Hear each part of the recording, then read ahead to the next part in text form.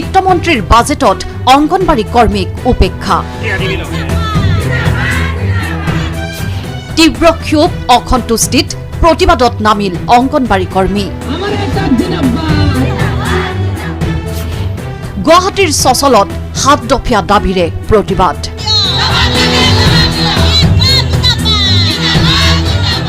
প্ৰথম দাবী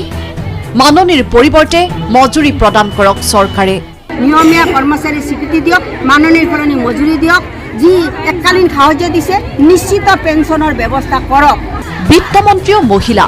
এওঁলোকো মহিলাই মহিলাৰ দুখ নুবুজাত অন্তৰে কান্দিছে অংগনবাড়ী কৰ্মী আৰু সহায়কাৰ আজি অজন্তা নিয়োগ বাইদেউ সন্মানীয় বাইদেউ তেখেতো মহিলা হয়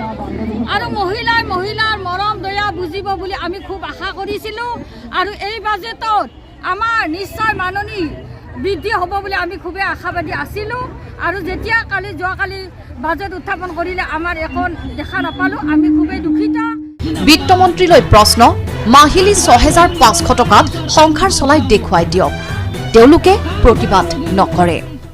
বিত্তমন্ত্ৰী মহোদয়াক অনুৰোধ জনাম যদি 6500 টকাৰে এটা পৰিয়াল যদি এমাহ চলিব পাৰে মাননীয় বাইদেউ আমাক দেখুৱাই দিয়ক তেতিয়াহ'লে যদি সঁচাকৈ চলিব পাৰে তেখেতক আমি স্বাগতম জনাম আৰু যদিহে নোৱাৰে তেখেতে আমাক মাননী বৃদ্ধি কৰক তেখেতক আমি আহ্বান জনাইছোঁ চৰকাৰে অংগনবাড়ী কৰ্মীৰ কৰ্মৰ পৰিসৰ বৃদ্ধি কৰিলে পিছে বৃদ্ধি নহ'ল দৰমহাহে আমাক ইমানেই কাম জাপি দিছে অংগনবাড়ী কৰ্মী সহায়িকাসকলক আজি চাওক পলিঅ' ডিউটি আজি BLO ডিউটি এতিয়া দিছে আৰু আমাক আয়ুষ্মান কাৰ্ড বনাবলৈ অংগনবাড়ী কৰ্মীসকলকে নিয়োগ কৰিছে চৰকাৰে দিয়া যি মোবাইল ভেকভাউনাৰ মোবাইল তাৰ মানে ডাউনলোডে নহয় সেই মোবাইল দিছে চৰকাৰে অংগনবাড়ী কেন্দ্ৰসমূহৰ আন্তঃগাঁথনি উন্নীত কৰাৰো দাবী প্ৰতিবাদকাৰীৰ যি কেন্দ্ৰ ৬২,১৫৩টা কেন্দ্ৰত বৰ্তমানৰ চৰকাৰে মাত্ৰ 10,000 কেন্দ্ৰ মডেল কেন্দ্ৰ বনাই দিম 25 লাখ টকীয়া কেন্দ্ৰ বনাই দিম দেখুৱাই আছে অসমত বাকী কেন্দ্ৰ কি কৰিম আমি কেনেকৈ আমাৰ শিশুবিলাক যে বেলেগ কেন্দ্ৰ স্কুলবিলাকত যে লৈ গৈ আছে আমাক হাৰেছমেণ্ট পাইছোঁ আমি চৰকাৰে প্ৰতিশ্ৰুতি দিলে